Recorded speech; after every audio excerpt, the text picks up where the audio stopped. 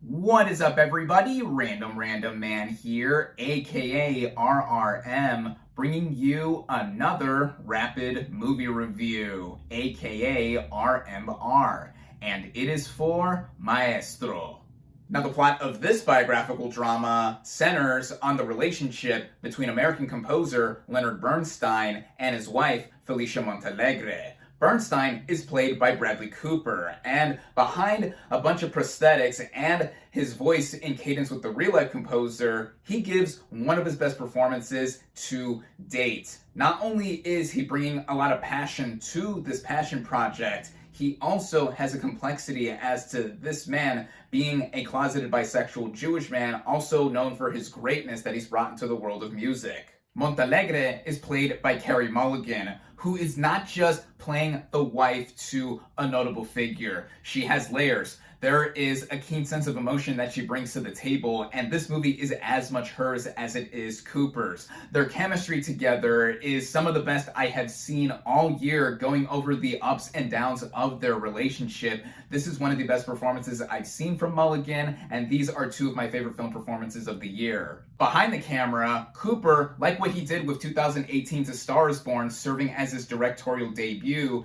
he directs, produces, and co-writes this film with Josh Singer. And this isn't just a typical biopic that goes over the entire life of Leonard Bernstein. Granted, we do get glimpses as to what the man was most lauded for and his legacy, but this is mainly a breakdown between him and Montalegre's marriage and how there are trials and tribulations, whether of the making of his own, given his own indiscretions, and also what she is doing and not just being the wife to someone. It is quite gripping for this movie, being on the quieter and more somber end at a lot of moments, but it is the creativity of Cooper as a filmmaker that helps bring it all out, and seeing what he has done on so many technical elements helps bring the picture together. The cinematography by Matthew Lebetique has a distinct look for the movie, given that it is a period piece. A lot of it is done in 4:3 and in black and white, and then progressively it does switch over into color.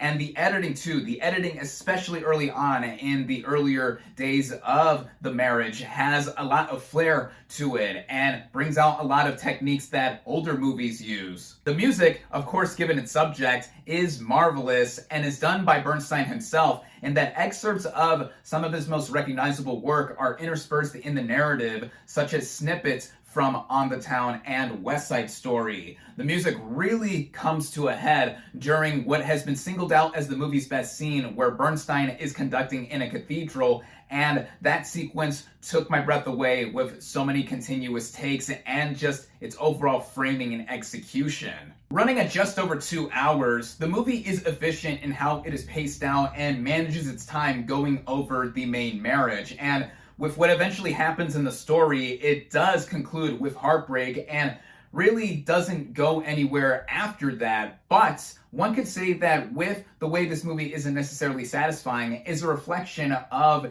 its subject himself. And I think that was the point, because the movie is bookended by a couple of moments with an older Bernstein. Ultimately, I found this film to be full of bravura, gusto, and heartbreak of personal poignance, and should be seen as big and loud as possible, even if you're watching it at home like I did on the 4K TV behind me streaming on Netflix. It is also a further showcase of Cooper stepping up as a director with this sophomore directorial effort. And in case you couldn't already tell, I loved it. It is one of my favorite films of the year. I highly recommend it.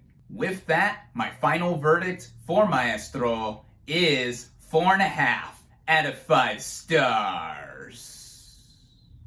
Thank you all, as always, for watching. Be sure to like this video, comment on what you thought of Maestro, social media links in the description, subscribe to my channel for more, and I'll catch you on the next movie review.